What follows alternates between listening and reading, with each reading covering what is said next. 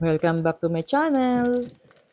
Yan, Monday na Monday ay merong request sa akin ng aking mga Junatis. At syempre, kapag may request sila, at the day before is marami silang ginawa, deserve nila ang Monday na request na shawarma rice. So yan, maglalagay tayo ng turmeric sa ating sinaing. At yun ay kinopya ko lang din naman sa mga napapanood ko, no? So, subukan natin. Yan, at actually, ito ay pangatlong beses ko nang ginawa. So, medyo memorize na natin ano, kahit papaano. Ayan, at medyo nagbo-voice over tayo dahil malakas yung aking radyo dahil nakikinig nga tayo ng balita at medyo maulan-ulan pa nga ng araw na yan. So, lagay tayo ng konting oil para medyo buhagag yung ating rice, hindi manikit. At napakaganda pala ng turmeric na hinahalo sa kanin, ano. So, napanood ko lang ito at ginaya ko naman. So, dito ay iba-blanch natin yung ating beef, no? So, beef ang ginamit ko diyan, konting-konti lang kasi masebo. Kaya okay din pala na binablanch yan kasi at least pag ginisa mo, eh wala na yung mga sebo-sebo niya, nabawasan na kasi i-drain mo rin yan pagka napakulo na siya. So, dito dahil nagprito na ako ng egg dyan at saka yung pang-almusal. So, diyan na ako naggisa para siyempre 'no, bawas sa hugasan. Kaya dami ng tilamsik ng ating lutuan. 'Yan, so, chop ano, garlic dahil day before si Dinday pinagbalat ko na ng bawang para madali na lang. Yung hirap-hirap kasi magbalat, mag-chop-chop pa, 'di ba? So, nilalagay na lang namin sa ref 'yan. So, 'yan, gisa-gisa natin yung bawang muna, chop na bawang at para ano, mabango yung beef, no? So, yan lang, napakasimple lang yung gawin, madali lang actually. Hindi ka mahihirapan dahil gisa-gisa lang naman yan, saka kukunti lang naman yung mga ingredients niya, hindi naman maselan. Yan, napakadaling gawin. Sabi nga nila, napakadaling ano daw ito, negosyo. 'Di ba? Kaya lang, syempre, wala naman tayong mas maraming oras para magnegosyo-negosyo pa ng ganito, no? So, kung wala lang akong inaalagaan sana, tsaka mga inaasikaso, why not, no? So, ayan, isa sa mga ah, pampa-distress ko yung pagluluto, no? So, nilagay ko na dyan yung ano, drain natin na beef. Yan. Para, ano, gusto ko siya, medyo tusta-tusta siya eh, kasi, saglit lang naman yung, ano mo, yung pagpapakulo sa kanya. So, gusto ko tinutusta talaga siyang mabuti. Ganyan na medyo nagba-brown-brown. Yan. So, maano talaga, actually, mabusising lutuin ito. Kaya, yung gulay ko dyan is kinulang dahil nagmamadali na nga itong dalawa dahil papasok. So, dyan nilagyan ko ng konting onion. 'Di ba? Actually, yan lang natira sa ref eh, yung white onion ko at hindi pa ako nakabili ng maraming white onion. So, yung natira lang yan sa ref. So, hinati ko lang yung kalahati, pinanggisa ko dyan. Tapos yung kalahati, sinama ko dun sa ano, ilalagay nila sa baunan nila.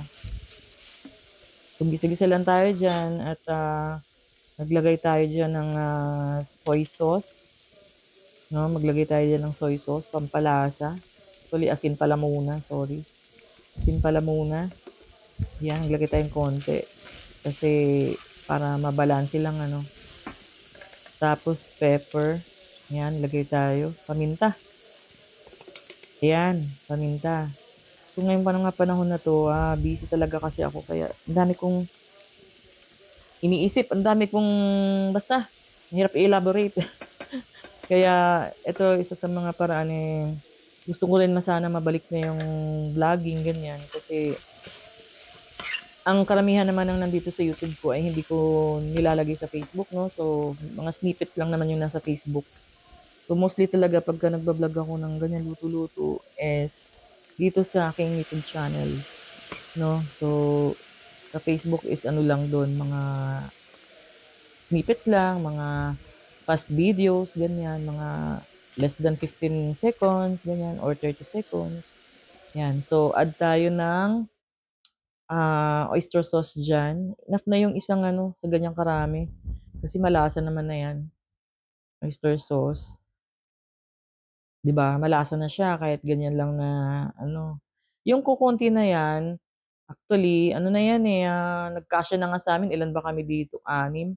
Yung nagkasya na sa'min yung inano yun kasi marami namang vegetables at saka yung rice, malinamnam naman siya. So, tipid din, eh, 'no?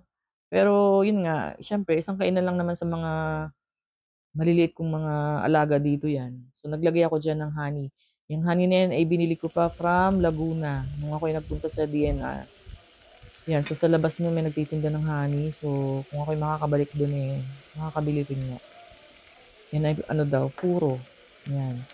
So 'yan, hinahalo natin 'yan sa mga lulutuin, ganyan. So, malaking bagay din ano na meron kang, on-hand na honey sa bahay. Kasi kung bibilhin mo naman sa grocery, mahal na siyempre. Eh, kung panghalo-halo lang naman sa mga ulam-ulam na ganyan, 'di okey na, 'di ba? Ganyan. So, talagang pinapa-tusta ko yung beef natin diyan para lang ano, para lang, lutong-luto talaga siya 'no, ganyan. So, medyo mahaba-haba yung video ko today pero ganyan talaga 'pag nagluluto, content din 'yan, 'di ba? So, 'yan, medyo ano na siya, okey na siya, 'yan. Talagang ano, eh, hindi rin kasi ako gaanong mahilig sa beef. So, kaya bibihira lang din ako nagluluto ng beef. Kahit nga nilaga bihira, eh, once in a blue moon. So, dito yung ginagawa na natin yung pinaka-sauce niya, yun yung natirang chopped garlic ko, dun sa aking ano, manual na food processor. Maliit lang siya pero puwede na sa mga ano, onion at saka bawang na ano, pang durog-durog lang, pang chop lang, kaysa mano-mano, 'di ba? Lagay tayo ng 2 kutsaritang ano, suka, ayan, pang-neutralize daw 'yan sa sauce niya. Yung nakakabisado-kabisado ko na nga kaya tantiya-tantiya na lang ako diyan. Kasi hindi naman ano, hindi naman siya mahirap gawin actually. So, konting mayo, ganyan, garlic, tas honey, konting tubig. Ito nakalimutan ko nga lagyan ng ano 'yan, eh, asin at saka paminta. Pero supposedly meron 'yan, pero okey na rin na ano naman ng mga bata. So, 'yan ihahalo-haluin lang natin. Actually binabad ko pa ng ano 'yan, mga ilang minutes habang nagcha-chop ako ng vegetables. So, hindi ko na pinakita 'yan yung chopped vegetables. So, after ko mag-chop ng vegetables, so sinala ko na siya para enough lang na ma-absorb yung ano, ma-absorb yung garlic diyan sa, incorporate ba yung lasa ng garlic diyan sa sauce natin. 'Yan, so kailangan salain mo siya para pino yung pinaka-sauce. Pagmukat-mukat mo, pasala-sala pa akong ganyan, naman pala mas gusto pala ng mga bata na kasama yung mismong garlic, 'di ba? O eh di nagdoble pa ako ng ano diyan, ng gawa. Okey lang at least ano, basta na ano nila, na-enjoy nila. Parang naman bumabalik sa dating ano, kasi nung nag-aaral sila, palibhasa nga nung nag-aaral sila ay hindi ko nga nagagawa sa kanila ito nung ano, dahil nataon na pandemic nung mag-college na sila. Pero nung mga nasa high school yung dalawa, hindi nila na-e-experience na, oo, nilulutuan ni lola pero ano lang ba naman yung prito-prito, yung pinakamadali. Yung mga luto-luto na ganito na-e-enjoy nila ngayon nagtatrabaho na sila, yung nilulutuan silang ganyan, nagbabaon talaga sila na ano.